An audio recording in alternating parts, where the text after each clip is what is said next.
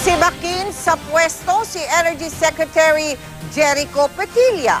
Yan daw ang minungkahi ni Senador Sergio Osmeña kay Pangulong Noynoy Aquino dahil sa power shortage sa Mindanao at sa problema sa singil sa kuryente.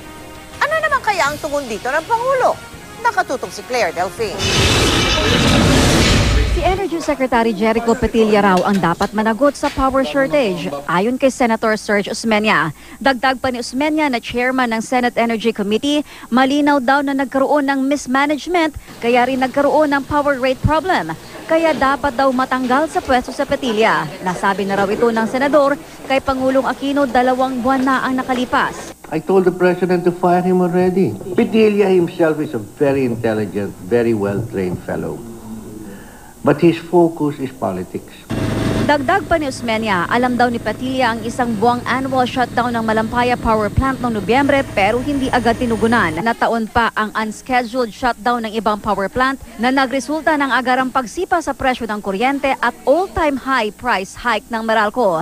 Pero reklamo ni Osmeña, hindi raw siya pinakinggan ni Pangulong Aquino. That's the way he solves things. He will stay with the people that he appointed. He's a very poor manager, we know that now.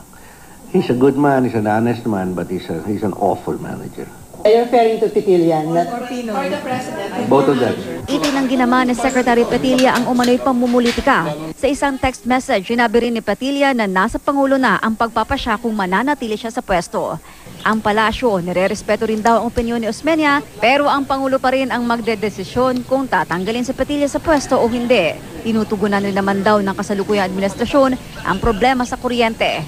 Meron po kasing mga structural problems na kinakaharap tayo dyan sa Mindanao. Batid natin na more than 50% of the load is being carried by 30-year-old hydroelectric power plants that are no longer fully reliable. Kahit di pinakinggan, humirit pa rin si Senator Osmeña ng dagdag na payo para kay Pangulong Aquino.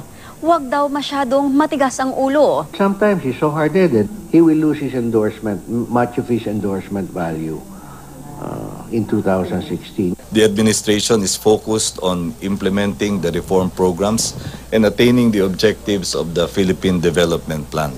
We have no other priority, we have no other agenda. Claire Delphine, Nakatutok, 24 Oras.